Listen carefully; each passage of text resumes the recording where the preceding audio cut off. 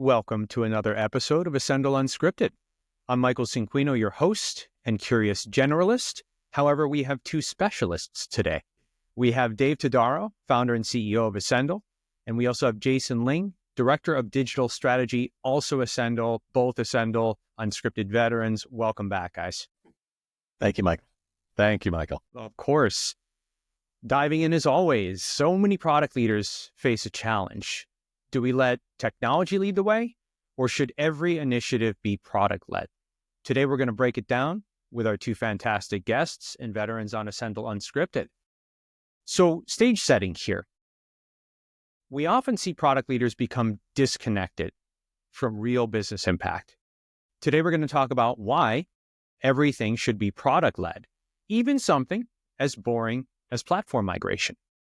So to start, can we define these two concepts clearly? The first question being, what's the difference between product-led innovation and technology-led innovation?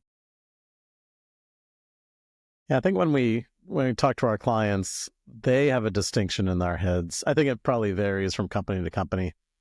But I think the easy distinction is if the customer's touching it and seeing it, it's pretty obvious that the product folks jump in and say, well, yeah, I should be involved in that. If it's some, plumbing under the covers and we're changing some stuff as the technical guys, working their magic, then that tends to lean toward the technology-led innovation.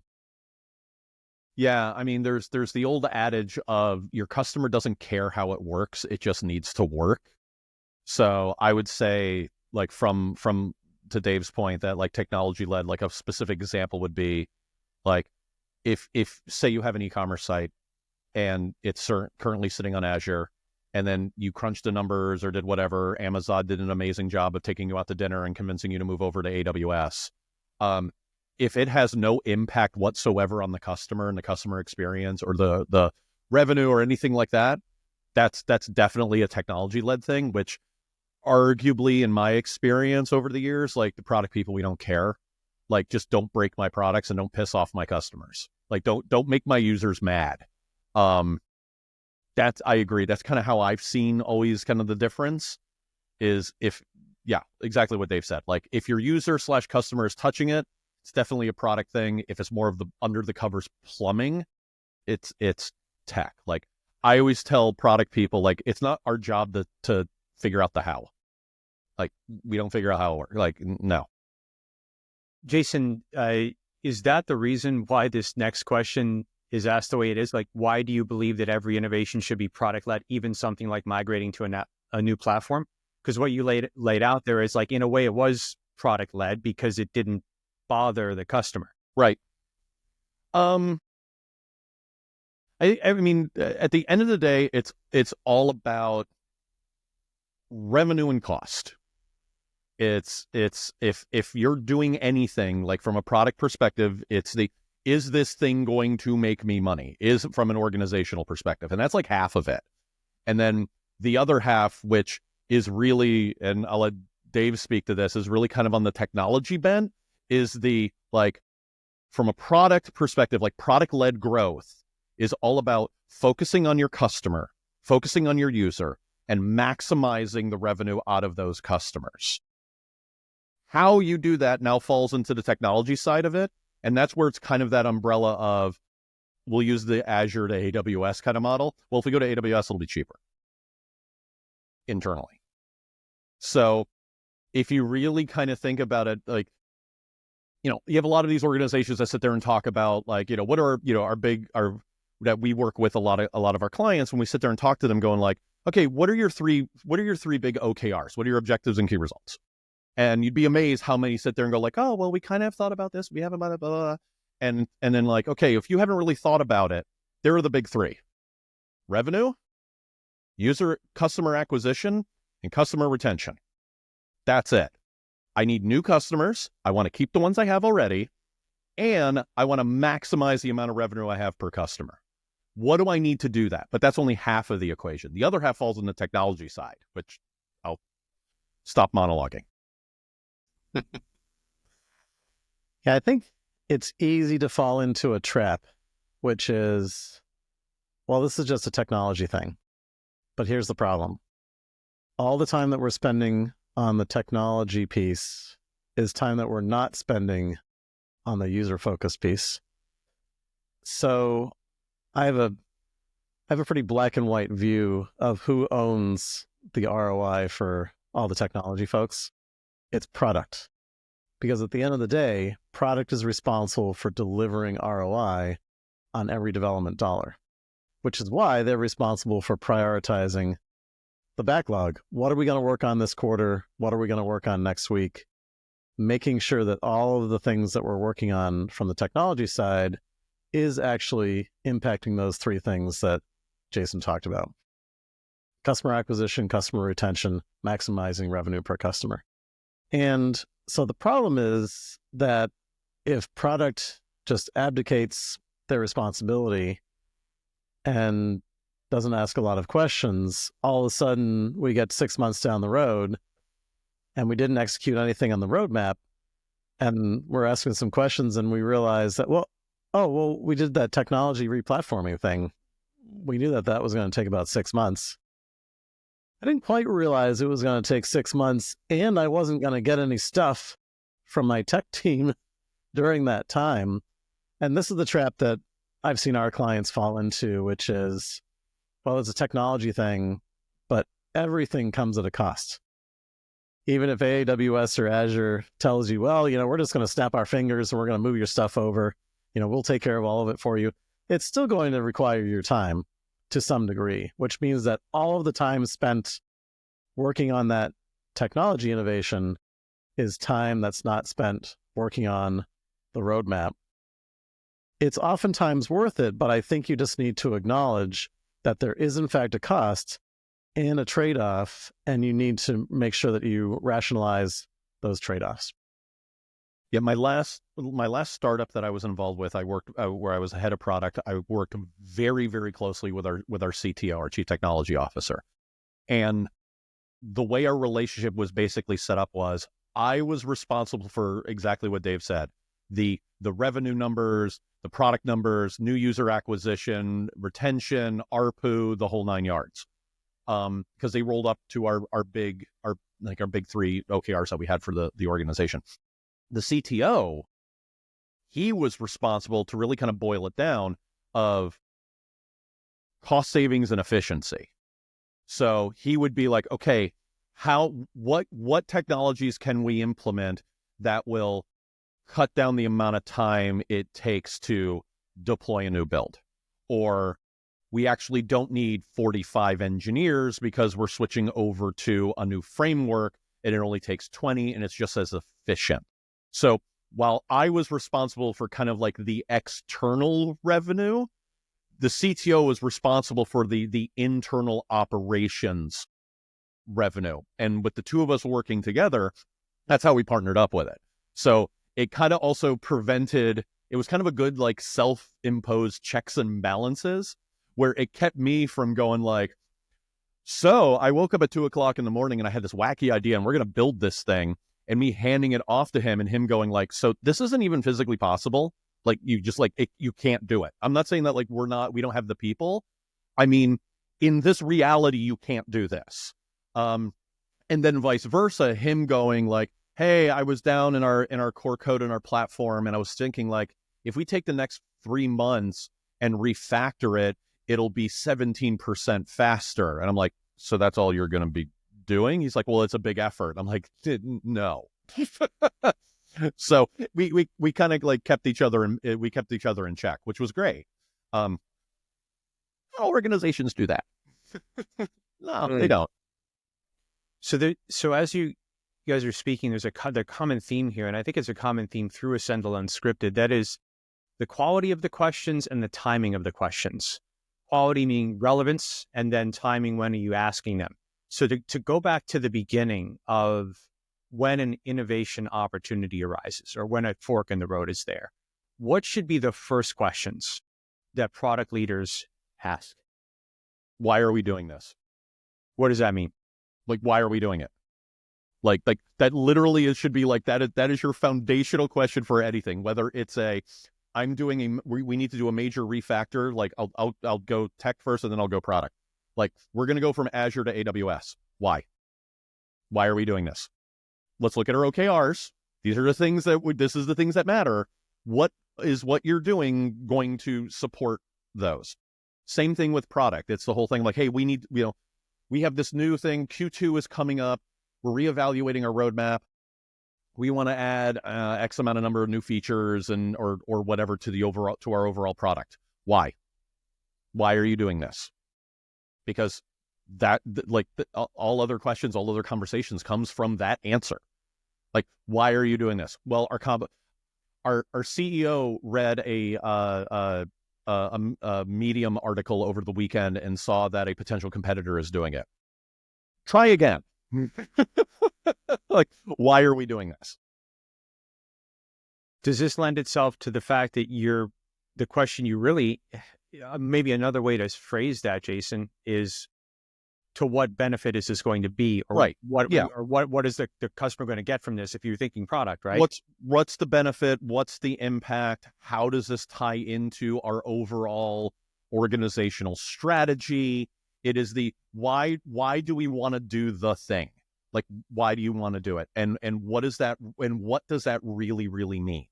It's not just let's just do it to do it. It's a why and what it like doing that kind of analysis where you may sit there and go like, okay, well, you know what? If we do if we do the thing and it looks like it'll increase whatever over here, but it may potentially impact, like, we do this thing, but for the next 6 months, the engineering team is going to hate the product team because of it. Like, maybe we should talk about it. It's that kind of like what is the impact? I think to your point, it is like why are we doing this, and what are the ramifications? Before we move on to Dave's view here, Jason, are there any other questions from your perspective that should be asked on the front end? I mean, you have the other ones like, why are we doing this? What is the impact? How does this align with our organizational OKRs? Like, I'll go back to the template 3. Is what we're doing going to increase new customer acquisition? Is it going to increase new current customer engagement, which those two all funnel into the magic thing of, does this increase revenue? That's it. Like, are we doing, like, it would be great to have a technology company that is so altruistic it can just build whatever it wants and not has to worry about revenue, but it's all about revenue. It's are we doing what we're doing? Is it going to move the revenue needle? Dave, from your perspective, going back to that front end, what should be some of those first questions in your view? Yeah, I think when you're considering a technology innovation, the first question is, to Jason's point, what are we going to get? And what is it going to cost us? And what is it going to cost us? You can look at that in a few different ways. First, it's just hard cost. First, are we doing this effort, or are we going to hire it out? So if we're doing this effort, it's not going to cost us anything more because we already have the people, but it's going to cost us what we're not doing with that time, effort, and energy. If we're farming it out to a technology partner, well, what is the actual hard cost that we're going to be spending? And what are we going to get out of it? The other piece is looking at time. So if we're going to tackle it internally and we think it's going to take 3 months, I think you also need to ask the question, well, what if it takes 6 or 9 months? What is, in fact, the calculus? So sometimes it's really easy. The product is just rolling over and dying, and it's crashing left and right, and it's only crashing for our biggest customers, which represent 80% of our revenue and 80% of our upside growth opportunity in the next 3 years. The technology is dying. It just was not designed to handle this sort of customer. And it happens all the time. You become a victim of your own success. Big customers push the technology, push you to go in different directions. And oftentimes your technology can't handle it. You have to tackle that. So then the understanding is, okay, 80% of our revenue, they're going to leave us pretty soon. We keep telling them we're going to fix it. We have to fix it. Other things are not so cut and dry. Like Jason alluded to, we want to upgrade this technology. We think it's going to increase the throughput for 10% of our customers by 10%. well, what does that actually get us in terms of dollars? And if that takes 6 months to do, pretty quickly we get into a calculus which just doesn't make sense, because we're going to lose all of that opportunity to work on new things. Where it gets thorny is where it's sort of in that middle ground. And I think that's when the trap is, well, it's only going to take a month. 4 months later, it's 50% done, and you're looking around like, what the heck is happening here? We're really stuck. Are we going to throw all that away? Are we going to just plow ahead and drive forward? So that gets into well, you think it's going to take a month. What happens if it's going to take 3 times as long? Does that calculus still make sense? Because as everyone who's been around the block with technology knows, the initial estimate doesn't always quite pan out the way you thought it did. Dave, do you feel that is an unasked question? What if this takes triple the time or quadruple the time?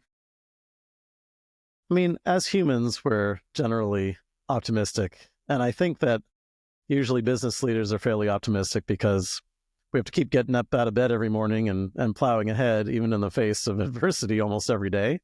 So it's really easy to fall into that trap of, well, the tech team said it was going to take a month. I'm sure it's going to take about a month. If we just sit back and ask the question and go to the tech team and say, look, guys, sounds great. It's going to take a month. What would have to be true for it to go wrong? What do you anticipate as potential problems? And then they can think about it. Well, we haven't really used this technology yet. It might be harder than we think. And of course, tech folks are pretty optimistic too, because what's really hard is technology. And if you can't get out of bed every morning because you're pessimistic, that's not going to get you anywhere. So I think just ask those questions. What does overwhelming success look like?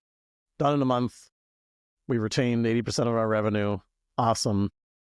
And let's look at the not so sunny path scenario of what can go wrong and what could that actually mean. And let's just triple the estimate just for argument's sake.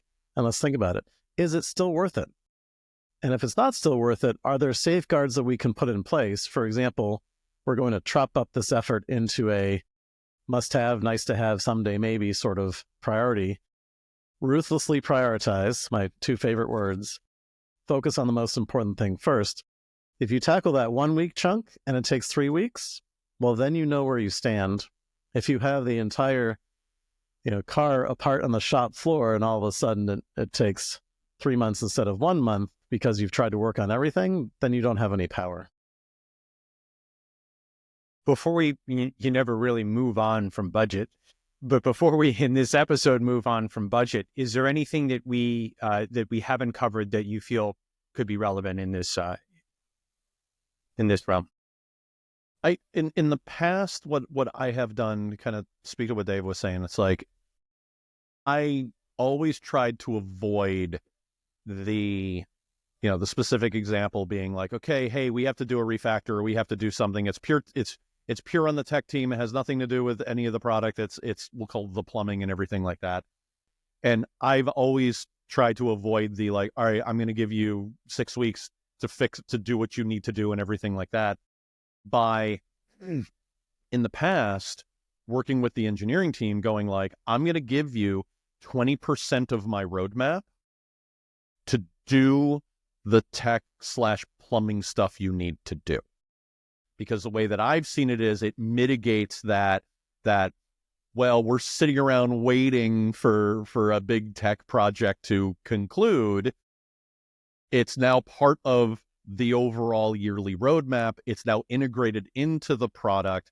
We can then sit there and now it's that mindset of instead of this is a self-contained, time-boxed exercise, and thinking more along the lines of that iterative development product mentality of, okay, cool, Q1, we're going to be rolling out this stuff. Hey, tech team, you also wanted to do a few things as well. So they kind of see it's not just like an us and them kind of thing, and they're not separate, bifurcated timelines. It's all one thing, because at the end of the day, they are all related.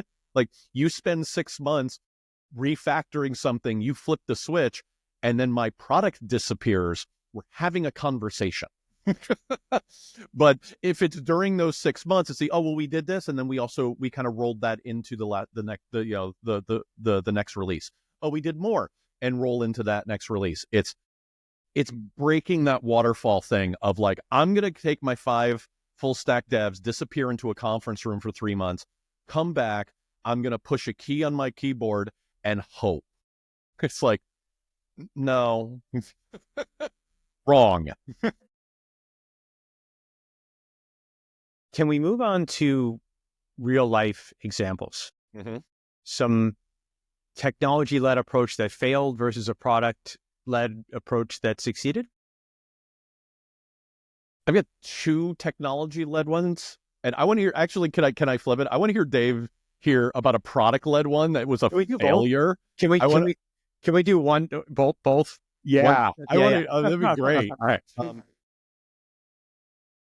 Yeah, without naming names, we saw a situation where it was something that should have been product-led, but ended up being technology-led. And I think that is probably one of the most insidious problems, which is we're going to modernize our application, and it's viewed as a 100% technology exercise. And I think that is a huge mistake, because what then happens is that the technology team takes ownership over everything, and the product-focused team is just out to pasture. They're focused on other things, focused on other roadmap initiatives. And in the meantime, the technology team's toiling away. And look, I'm a tech guy. I'm a technology guy at heart. So I mean this in the nicest way possible. Technology teams don't have the perspective to prioritize in the right way and ensure that the investment that we're making is in fact appropriate. So in this particular case, it was, we're going to modernize our platform. We're going to take the existing product and rebuild it. And I'm sure that's just going to take 6 to 12 months. We said, it's probably not going to take 6 to 12 months if you try to build everything that you built in the last 20 years. We have another podcast episode about that. So let's make sure that the product folks actually understand, what are we doing? Why are we doing it? What's the trade-off? And I think it boils down to just one simple thing, simple but not easy, which is the backlog is the backlog. It's owned by product. Product decides the what. The technology team decides the how. Technology team also provides estimates to the product folks. How long is this going to take, or how big is this? Which we can extrapolate time from that and have product be in control of that investment. Again, a controversial black and white view that I have is product owns the technology team's time, period. They are in charge of the what, and everything that's technical should go in the backlog right alongside the customer-facing functionality and prioritize, like Jason talked about, kind of feathered in and among the other things. So going back to this example, it was this huge project. It all sounded great. And it ended up going off the rails because not enough time was spent on Jason's number one question, which is, why are we doing this? And I'll add one more thing, which is, what does overwhelming success look like? And then a related question, what does initial success look like? Because all too often, overwhelming success is assuming, well, we built 100% of our current product that took 20 years. We've deployed it in 6 months. And 100% of our customers have switched over within the next 2 months. I guarantee you that none of those 3 things are ever going to happen, because they've never happened in the history of the world. So what does initial success look like? We've built this core of the application on this new technology, and 1 customer is using it. That might be your initial success. What does overwhelming success look like? We've migrated 80% of our customers in 3 to 5 years. Jason? So I have an example of something that was product-led and actually should have really had a lot of input from the technology side, and then one that was technology-led and really should have had some input on the product side. So I'll do the second one first because the first one is a hot take. The first one, which was technology led and really should have been product led, just announced today. Remember the Humane AI pin that was out that like 12 people got? By the way, if you're one of those 12 people on February 28th, it doesn't work anymore. Because HP was like, no, here's $116 million. You know. And because it was this whole trying to showcase the technology of like, look, it's AI, it's your AI assistant. It literally is Star Trek. You pin it to your jacket and it's your AI assistant and everything like that. Disaster. Like, it was cool for like 20 minutes at a tech conference and then like whatever. So that's when it's like, are you even thinking about productizing this stupid thing? Like, talk to your customers. Like, are you solving an actual problem? Or is this is just cool because the tech is cool? The second one, which product thought this would be an amazing idea, and it has, in my opinion, turned into an unmitigated disaster from a technology perspective, the Cybertruck. It is supposed to be the bulletproof body with a window that can withstand a cannonball. Great Britain's Ministry of Transportation does not legally allow it in the country. But it's a cool product. Yeah, it's fantastic. Like, it is literally an 8-year-old drew a truck and it's all product led. Like, there's no technology, like the technology behind, like, someone needed to sit down with whomever the product leader was on the Cybertruck, and we all know who it was. But, and like, their engineering lead should have sat down with them and go like, that's not how cars work.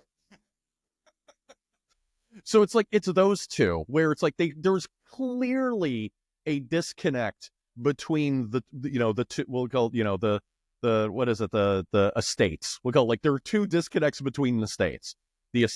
The product people who are like, let's build something that we're going to get customers and we're going to make a revenue and it's going to be brilliant. We're solving a problem and everything like that. And then the technology people whose responsibility to sit there and go like, that's cute, but no. So those are two. Yeah. It's funny you brought this up, Jason, because I had written in my notes here the Henry Ford quote. If I asked them what they wanted, they would have said faster horses. So it's interesting that you use an automobile analogy. So the question, like, and let me just weigh in on the Cybertruck for a second here, because I'm going to get my 2 cents in here. If this stuff really hits the fan, the last thing you want is an electric car. Right. Power is going to go out, everyone. The grid's going to go down. You're going to drive your truck 230 miles, and then you're screwed. And then what you have to do is get a gas generator with gasoline to start the generator to charge the car. So for me, the idea of an electric, like, end of the world vehicle is the silliest, funniest thing. It's almost like a joke, like you're saying. But let me ask you this, because that quote of, if I asked the customer what they wanted, they would have said faster horses. But the problem in that respect still remained. The problem was, can we go faster? The innovator was like, I'm still solving a problem of getting from here to there faster. The customer did not have, we made an invention that didn't exist before. So I would love to hear both of your takes around this idea. Like in that sense, Henry Ford was solving a problem, yes, but the means by which he solved it was a technology. I think that's where you hit the nail on the head, where it's like, Henry Ford said, if you ask someone, they want faster horses, so he invented the car. It's because he looked at the correct problem, as opposed to just verbatim, like, I need a faster horse. Cool, I'm going to breed steroid-laced horses and I'm going to sell them, kind of thing. Like, nobody in their right mind, I mean, Ford has discontinued the F-150 Lightning, their EV truck. F-150, the best-selling vehicle, not just truck, vehicle in human history. And even they said, it's like, you're trying to solve the wrong problem. By the way, for the record, I'm all about EVs. I'm all for them. We need to change. We got to save it and stuff like that. But it's like, but what is the problem you're trying to solve? And like, you didn't think about the tech. Like, Michael, to your point, just recently there was an article. They had to call in emergency services and Tesla had to show up because 2 people got stuck in their Cybertruck because it bricked. Like when my phone bricks, I go yell at Verizon. If my car bricks, I guess I live there now. And hope you have a cell phone signal wherever I you're hope. Dave, from a technology perspective, like again, like kind of playing off this Henry Ford thing, he created a technology that didn't exist to solve this problem. Do you have any thoughts around this or how it might relate to anything we've discussed so far? I think where people get into trouble is when they focus too much on one of those 2 camps or estates, as Jason said. If you focus 100% on the product camp and kind of discount the tech folks, they'll just build it. They're going to build whatever I tell them. I don't need to talk to them. Then all of a sudden we get into problems along those lines, which is, well, it sounded great, but we can't actually build it. Or it's going to take so long to build. And by the way, it's actually not going to work, that we're going to get into real trouble. And we've just wasted a couple of years of our time and millions of dollars. If you go too far on the technology side, now all of a sudden we do things that tie into the 4-letter words: neat, cool, et cetera, which is, well, because we can do it, we should. That's what happens when you cut product all the way out. The best organizations I've seen, the technology leader and the product leader, work like this. They work hand in hand, shoulder to shoulder. They talk all day, every day. Back when there were offices, their offices were next to each other with a connecting door. They're working hand in hand all day, every day. And that's what delivers the best outcomes. Why? Because product can think about what are the things that people want. Technology can think about, well, how can we do this? And there's interplay between the both. So technology person goes away and says, you know what? I was thinking, I heard you talk about this. What if we did this way? What if we did this? In this case, the cool thing is actually good. What if we did this cool little innovation, this little tweak to what you're talking about? Product leaders like, oh my God, that's amazing. Do you think you can do that? I think we can do that. Give me a week. I'm going to do a quick and dirty prototype. Let me just see if it's actually going to work. And that's exciting. That's working together. And then vice versa. Technology person's thinking, oh man, I'm not sure how the heck I can do that. Product person, well, what's so hard about that? Well, you want 10 things. Number 7, I just don't know how to do that. I don't even need numbers. I don't even need number 7. What if I punted number 7 out? Because one thing you got to understand about us tech guys, if you tell us you want something, we go away and start dreaming about how to do it. And we'll burn the midnight oil trying to figure it all out. Then we come back a month later and we tell you that we got 2 things done on your list, but we got number 7 working.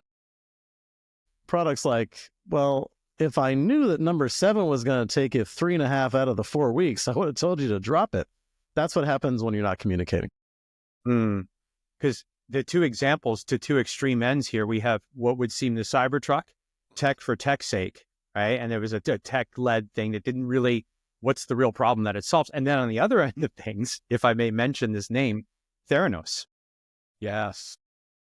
A fully product, out of my mind, we can do this thing. The whole time tech going, no, we can't. But yeah, we can. It's a great idea. What's that, Jason? It's like it's not possible and enjoy your time behind bars. Like it's just not happening. Yeah. But I think I'm going to edit this. But would you agree those are like those extreme, like a product that is just cannot be conceived technically, and then a technical thing that really doesn't. We're kind of like, well, what's this problem we're solving here with this? Well, thing? I wouldn't argue that the Cybertruck's on the other side. I would definitely say the Humane AI pin is like that really good example of the, like, that's just tech for the sake of tech. That was just tech to be like, you could have your own AI personal assistant. And it's like, it's a little plastic box with a microphone that you pin to your shirt. Like, that's just tech for the sake of tech. I would also just to dovetail off of what Dave was saying is it's all about communication. The most successful organizations that I have been part of or have witnessed have been exactly what they've said. Product and technology work hand in hand. And this is where I'm going to say this to all the product people who are listening. It is your responsibility to collaborate with the technology team. That is how you get innovation. You get innovation because you are not the smartest person in the room, product person. You are in a room with the people who are going to be doing it. So you make them part of the conversation.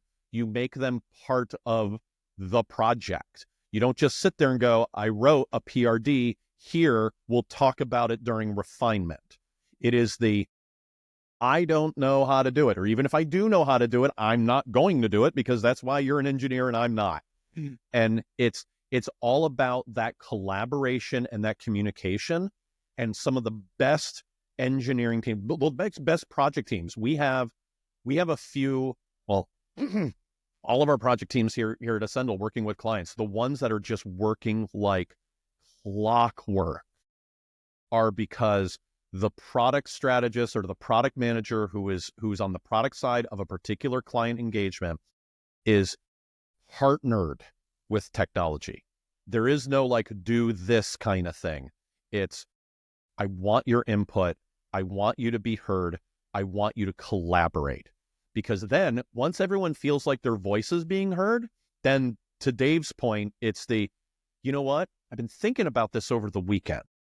And this feature that we want to implement, I thought about a really cool way how we can do it. And I've been future thinking as opposed to just being prescriptive, just finishing tickets and moving them down a Jira board.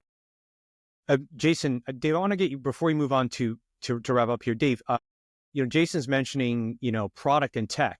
Can you talk a little bit about the other part of that, the trifecta of leadership? Like, how does leadership fall into this communication trifecta to ensure alignment? What does that look like?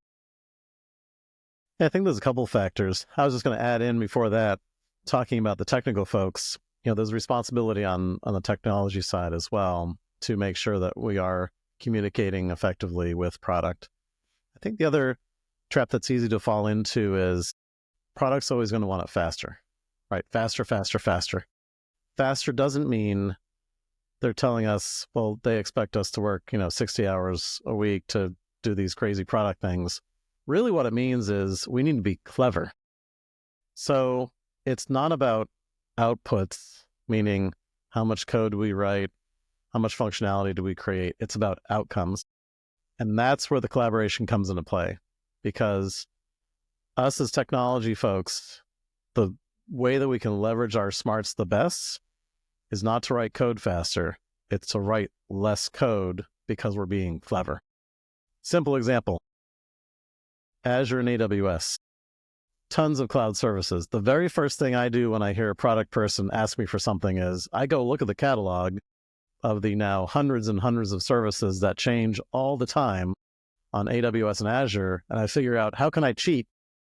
How can I take the billions that Microsoft and Amazon are spending to build cloud services to mean that I don't need to write something, I can just consume it? So that's the very first thing that I do. And if it doesn't quite fit what the product person is asking for, I go back to the product person and I say, hey, I could build exactly what you were talking about. Or we can pay, X a month for this, and I can have it done in about 1/10 of the time because I just need to go consume this thing as opposed to build it yourself. So that's the other really important part. Us technology folks tend to take things as gospel. Like, it has to be exactly this. Everything's negotiable. And I guarantee you, and Jason, you can correct me if you think I'm wrong, if you go to a product person and say, I think I can do what you want, kinda, but it's going to be 1/10 of the costs. Are you interested in having a conversation? What's the product person going to say each and every time? 100%. Let's talk about it. Let's talk about it. Yeah. So that's on the technology side. On the general leadership side, I think the most important thing is to witness and encourage those product folks and those technology folks working together. And it's always going to be contentious. There is a natural tension between product and technology, and that's a good thing. What we want to make sure of is if the product leader is coming to me as a CEO or a COO or whatnot and kind of complaining about the technology person's coming to me and complaining about the product person, let's get those folks together and figure out how can we get them working together better.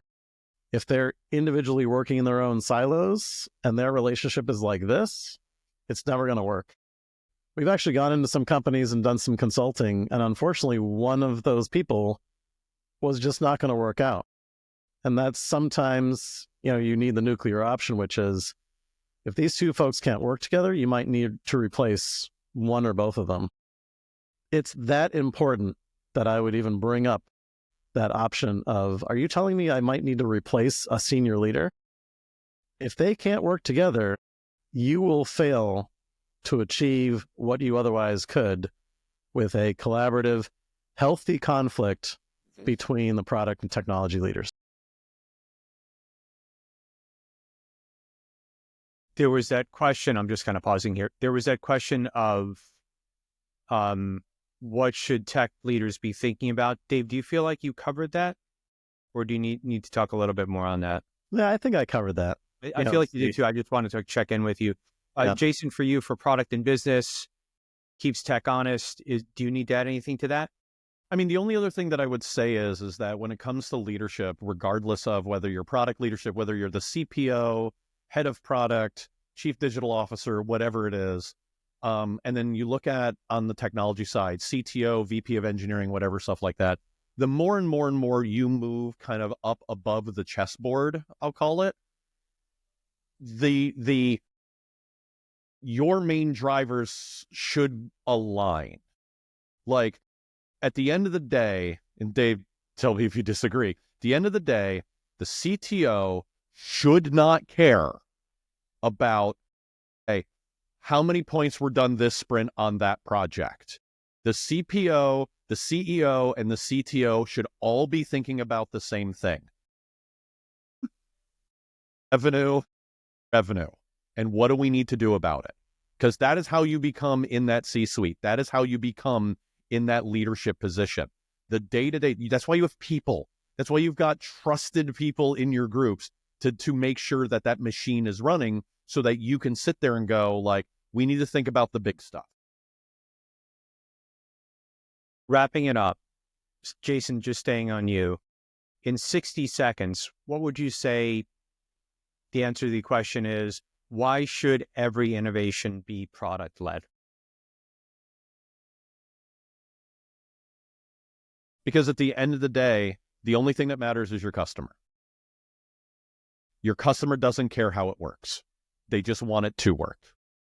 And it's all about that, creating that delightful experience for the customer, because it's not about you. That is the essence of product-led growth and product-led development.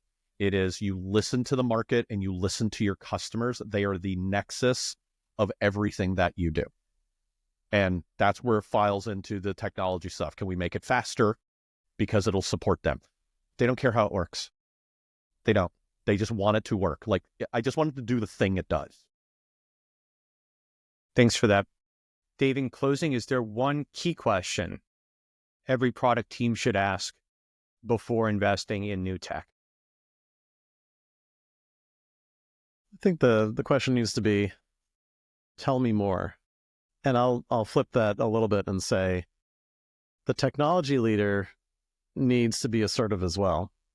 Because, again, it comes back to it can't be all product or it can't be technology. It needs to be the combination of both. If you see an issue that's getting in the way of the strategic goals of the company, you need to talk to the product folks about why we need to make a change. I still firmly believe that product should be in charge of the R&D budget, which I realize might be blasphemous in many organizations. But they are in charge of making sure that we have the highest possible ROI out of R&D. So that doesn't mean that product is equipped to understand all the factors that should influence that decision-making.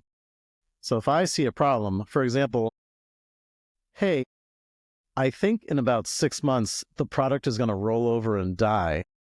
I need to have a conversation with product because they're not going to foresee that, because they have no idea that all the machinery under the covers that's making this product work is going to hit a ceiling when it gets to a certain level of volume. So when there's conversations that the tech leader hears about, hey, world leading company is talking about adopting our product and they're going to be 10xing the user volume beyond what we've ever done in the past, I need to raise some concerns. The first concern might be, hey, product folks, we need to take some time to do some load testing. We've actually never tested the product with the kind of load that you're talking about. We've never even dreamed that a, Fortune 50 company would be using our product. Before they start using it, we should probably figure out if it will actually work. So I need some cycles, and here's how much time I need. I need to do some load testing so we can actually understand, are we going to have a problem? What we can't do is be thinking, I wonder if that product person's going to be thinking about the fact that our product might not actually work. And I'm just kind of sitting back and waiting for them to fail because I'm, hold some sort of grudge against product because they, were yelling and screaming about something that they wanted 2 weeks ago. That is not working in the best interest of the company. So it's a little bit of a, if you see something, say something. But if you think of something, say something, and negotiate and talk to product and understand, why do I need this time? Why do I need this allocated? Why is it in the best interests of what we're trying to do for our customers? And make sure that you don't just kind of abdicate your responsibility as owning technology. And by the way, it's not just the technology leader. It's if you see something, say something, all the way down the line. One brain of the technology leader isn't going to anticipate everything. So your entire technology team, hey, I was just thinking that our, mail processing is probably going to roll over if it, needs to do more than X. Well, maybe say something about that, and then we can bring that to product and say, hey guys, we need to do something about this. That's what the best companies in the world do. That's what professionals do. The worst case scenario is deploying something as a pilot to that big customer. They start using, the thing rolls over, and now you're dead because now you've lost control. You've got egg on your face. The big customer is going to be wondering, are we going to be able to actually use this thing? And now you're in scramble mode. You're in drop everything and fix it. And now it's a crisis as opposed to something that could have been anticipated when the sales team was initially talking to that big customer. Dave, thanks for that. This is the close here for this episode of Ascendle Unscripted. Audience members, we always love to hear from you. What's your experience with product-led versus technology-led innovation? Feel free to drop a comment wherever you're watching this episode, and be sure to subscribe. Stay tuned for more insights from the world of product innovation. You can catch Ascendle Unscripted on our website, YouTube, LinkedIn, Spotify, and more platforms coming soon.